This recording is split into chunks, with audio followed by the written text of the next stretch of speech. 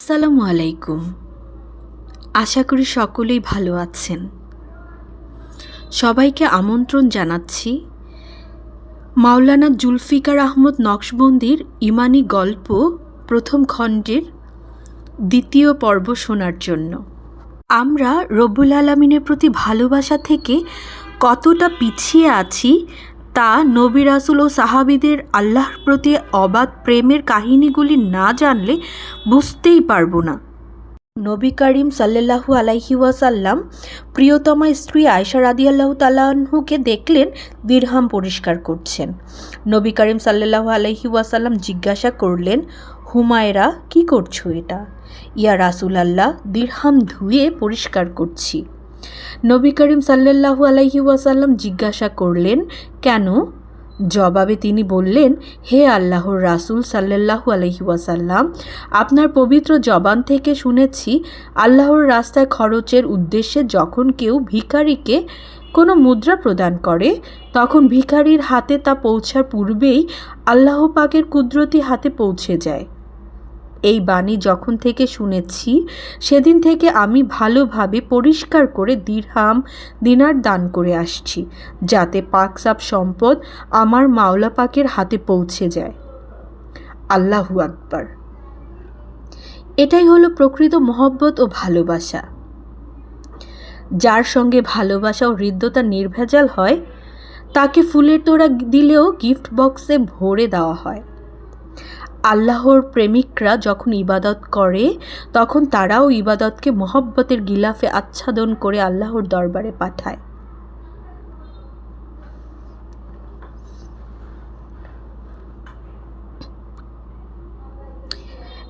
এক সাহাবী বকরি চড়াতেন।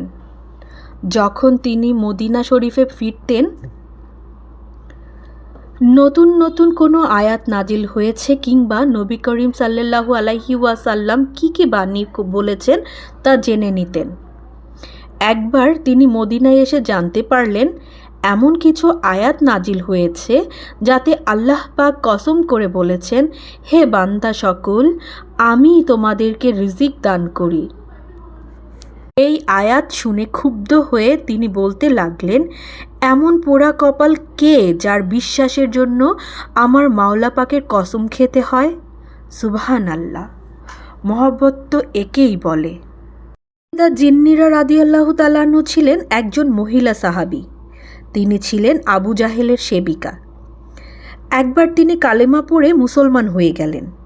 আবু জাহেল এর কাছে এ সংবাদ পৌঁছলে সে তেলে বেগুনে জ্বলে উঠল। হুঙ্কার ছেড়ে জিজ্ঞাসা করল, তুমি কি সত্যিই কালেমা পড়েছ? তিনি দ্ব্যর্থহীন কণ্ঠে বললেন, হ্যাঁ।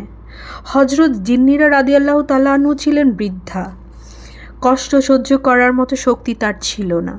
তারপরও পাষাণ আবু জাহেল একদিন তার বন্ধু বান্ধবদেরকে ডেকে এনে সবার সামনে তাকে প্রহার করতে শুরু করে। দুর্বল শরীরে তিনি সব কষ্ট সয়ে যেতে লাগলেন।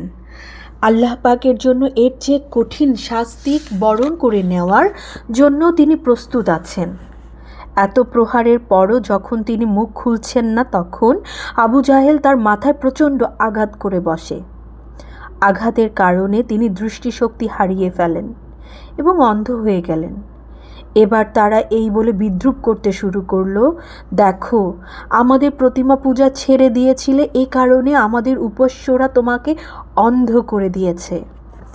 সব ধরনের আঘাত তিনি মুখ বন্ধ করে শুয়েছেন, কিন্তু তাদের এই কটূক্তি তিনি সহ্য করতে পারেননি। তার ভেতরটা কেঁপে উঠল।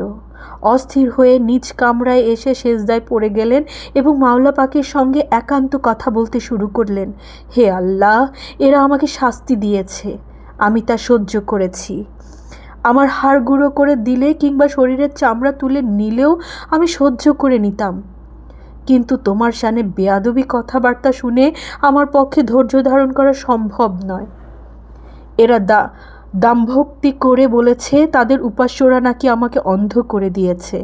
হে আল্লাহ, অস্তিত্বহীন থেকে তুমি আমাকে অস্তিত্ব দান করেছ, দৃষ্টিশক্তি দান করেছ, আবার তুমি সেই শক্তি ফিরিয়ে নিয়েছ। পরওয়ারদিগার, দ্বিতীয়বার তুমি আমার দৃষ্টিশক্তি ফিরিয়ে দাও। তোমার মহত্ব ও বড়ত্বের কারিশমা যাতে তাদের সামনে উন্মোচিত হয়। দোয়া শেষ করে চেহারায় হাত মোছার আগেই আল্লাহ পাক তার দৃষ্টিশক্তি ফিরিয়ে দিলেন। তিনি আগের মতো সুস্থ হয়ে গেলেন। সুবহানাল্লাহ। সে সময় শুধু পুরুষ নয়, মহিলাদের মধ্যেও আল্লাহর প্রেমের তরঙ্গ দোলায়িত হতো। সুবহানাহু তাআলা আমাদের অন্তরকে তার ভালোবাসায় পূর্ণ করে দিক এবং শরিয়ার পথে চলার তৌফিক দান করুক। সবাই ভালো থাকবেন। ধন্যবাদ।